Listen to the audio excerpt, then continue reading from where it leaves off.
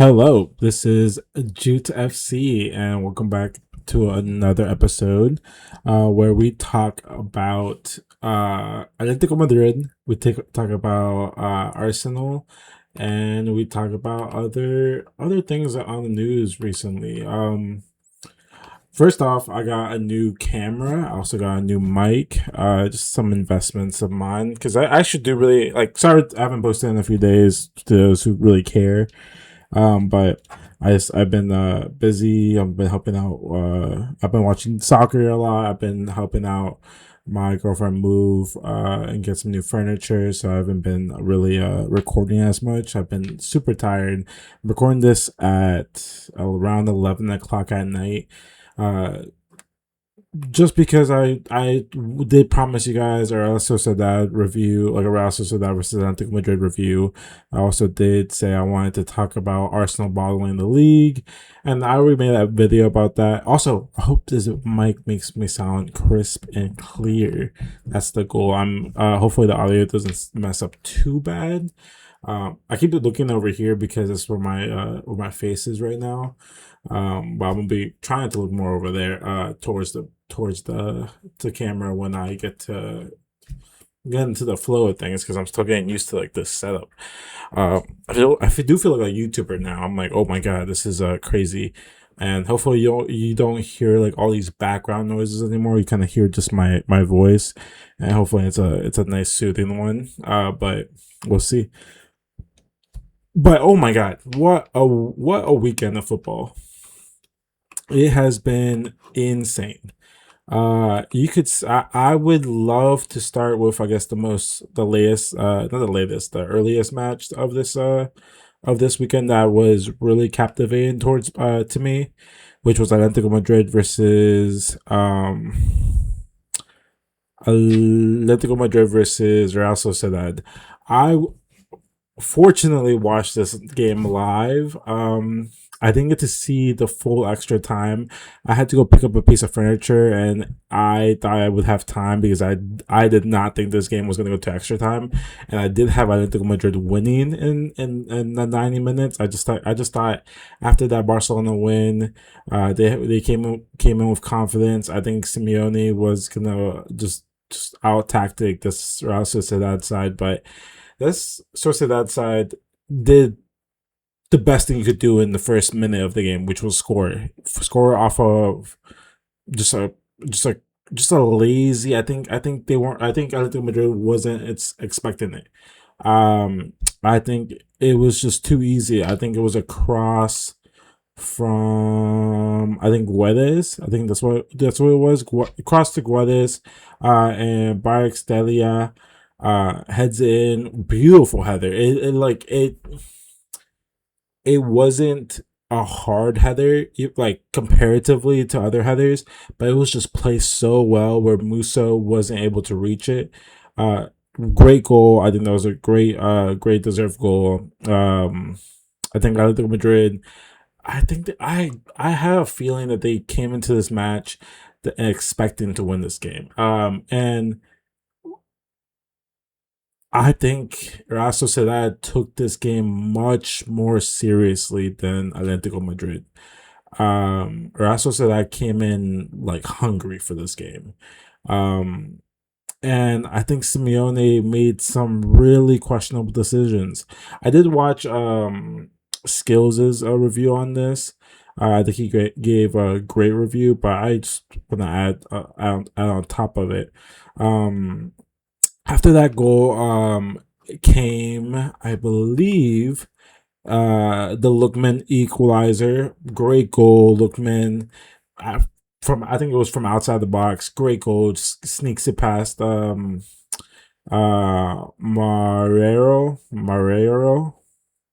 Um and it's 1-1. Back to equal like standings. And honestly, in my view, I think Real Sociedad was more dominant in most of the game, but Atletico Madrid was very, very was very, very like toe to toe with them, 100%. I think it was either one's game. Like it was close. My dad even said, he was just like, "Hey, if this goes to this looks like it's gonna go to extra time." And I just looked at him like, "I don't think so. I think one of them will win." He was like, "No, if it goes to extra time, Atletico Madrid will win if they score in extra time." But he did say if Real Sociedad makes it to penalties, that Real Sociedad would win, which is his prediction was right, which was insane. But um, right before the half, Oyarzabal scores a penalty off of a, a pretty clear foul that Musso makes on, oh, was it Guedes? I think it was Guedes. Um, it was just poor. Like it was unnecessary. It wasn't needed. Um but it happened. I think Musso made a really, really big mistake on that. Gets a yellow card. Or Zarba, I think everyone knows when he steps up, even for all he does, like for everything he does for Spain. I have been like the biggest Oria not hater, but just like I think Spain needs a number nine that's not Oyarzabal. Samu is someone that's coming up that I think is great. I think he plays in the Portuguese league. Ferran, I would even put him above Oyarzabal in times, especially like in his form. But he constantly proves me wrong, and I respect that. He his legs gave out after like 60, 70 minutes, but he played a good game. Like helping defend. Like I feel like after that goal, second half hits. I think it was pretty dominated by Atletico Madrid, but Real Sociedad was playing some great defensive football. They were Everyone was ready, like everyone was marking, everyone was working so hard to just defend, and in many cases that can be very, very boring. But I think in this case, it was so like nice to see. It was nice to see the thing that Atletico Madrid does so well done to them. Like as soon as they get a lead, they love sitting back. They love just playing terrible football at times. So seeing that done to them, it was really ironic or refreshing. But you can't count on it to go out that quickly. I did think they were gonna score. I just felt like the pressure was gonna be too much on them. Also, drink your water. I think the pressure was gonna be too much on them, and Julian Alvarez proves me right, and Alvarez scores a banger. I think that was also outside the box. I Atletico Madrid couldn't get inside Real Sociedad's box, so another banger outside the box. Alvarez scores, and this is where I thought Atletico Madrid would take it, but the biggest difference in this game was how the managers used their substitutions. Let me take this water. The substitutions were clearly understood by one coach and not understood by the other. Um, Johnny Cardoso, the American, came in, did a job that I think was necessary, but again, too late in the game. Alexander Sorlov came in a great time. He didn't play the best game, but he played. Um, and I'm not mad at the subs that Atletico Madrid made. Like they make sense, but I was just confused about the choices that that Simeone made. I don't understand why Len Norman didn't leave. I think he was on the yellow. I think he could have left. I think Koke, he's what, 33, 34, 34 years old. He, as good as he is at times, I would have liked to maybe see Koke leave and having a midfielder of Johnny Cardosa, Thiago Almada, and maybe someone like moving Lookman more to the center as like a box to box. Taking off Lookman took the creativity and the spark from Atletico Madrid immediately. Even taking off Simeone, his son, was a poor choice in my opinion. I think Griezmann was on his last legs. I think he needed to get out. Um, but the choices that like I just don't understand. I think Molina was having a good game. I don't think that should have left. Um, Ruggieri, I think that makes sense to me. But you have a defender that's on the yellow card. You have just so many other options that you could have done in better times. But in the other hand, Oyarzabal left right when he couldn't give it anymore, and number nine, um, Oscarson came in for Real Sociedad, did a great job pressuring and pressing. I just think all the Kubo was great. I think he like did he played well. I just think all these Real Sociedad players just put more of an effort when they got substituted. And then extra time happened. It was tight. I think Alvarez hit the post. Um, Chances on both sides. I think it was really dominant from Sociedad, and it gets the penalties, and the first two penalty takers miss for Atletico Madrid, and that's basically how it ended. I think Musso makes a save, but it's not enough, and Atletico Madrid lose the Copa de Rey final to Real Sociedad. And it actually does hurt me seeing Simeone not win the trophy. I saw this post of like this long, long list of Atletico Madrid's records and trophy ties. How they've only won La Liga once in like Simeone's whole managerial career, which is insane because when you think of Spain, it's obviously Real Madrid and Barcelona, but you also think Atletico Madrid. You know they're good. They deserve more, and it would have been nice seeing Atletico Madrid win, but Real Sociedad have that dog. Well, had a better game than them. I think it was deserved. I think it was the first American manager to win a Copa de Rey, which is awesome. I think maybe we'll have a future American manager coach the U.S. men's soccer team. That would be awesome. But we'll see. We'll see what happens. I think Madrid's disappointed again. Is it time to look past the Simeone era for Atletico? Could be.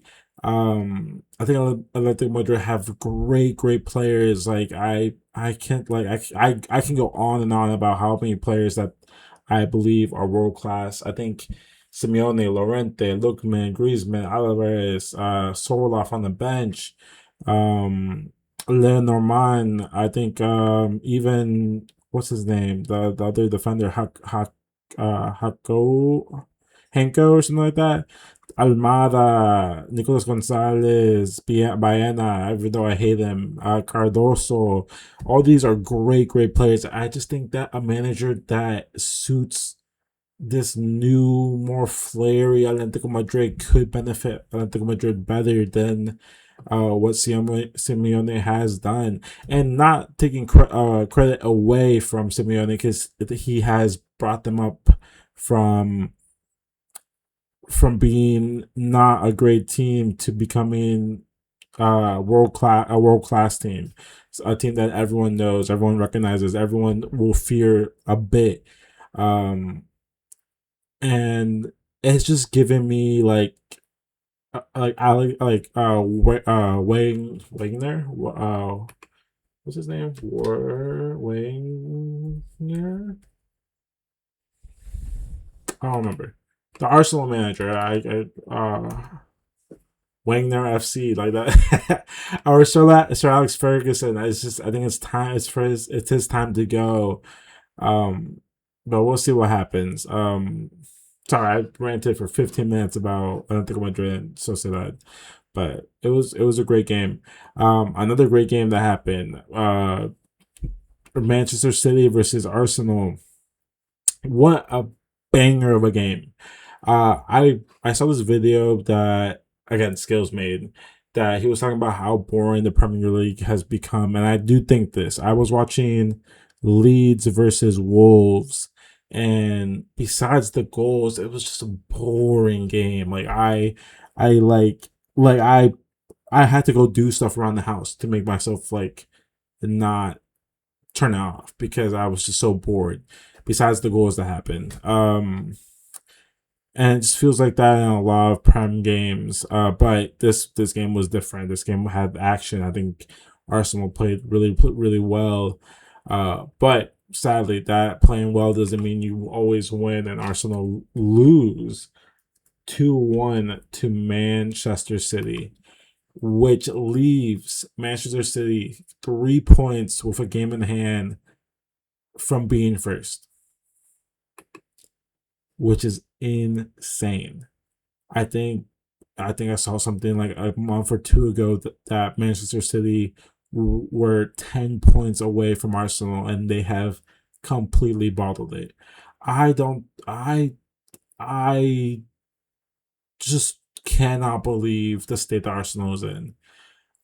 It's really like not even sad. It's just like disappointing as like I guess if you're an Arsenal fan, very disappointing. It's bad. Like you guys are set up to be a great team, and in the beginning of the season, it was you and Liverpool. And I think you and Liverpool have really just lost your chance to dethrone Manchester City. But it seems like more than likely that Manchester City will win the league. And if you told me this 3 months ago, where I think City was probably like in fourth or fifth, and that they were going to win the league, I would have called you crazy because I just there was like no way Arsenal were going to win. They were so dominant, like they were like sorry, they were so dominant in the beginning. The beginning of the season, Arsenal was feared. Everyone when the knockout stages happened in the Champions League, we were all fearful of Arsenal. Everyone was like, "Oh my god, Arsenal! Whoever gets Arsenal is gonna immediately leave or like lose and like get knocked out by Arsenal because they're this big defensive team that knows how to play and that will destroy you and that they use black magic tactics and blah blah blah." But they haven't won in like their last 4 or 5 games.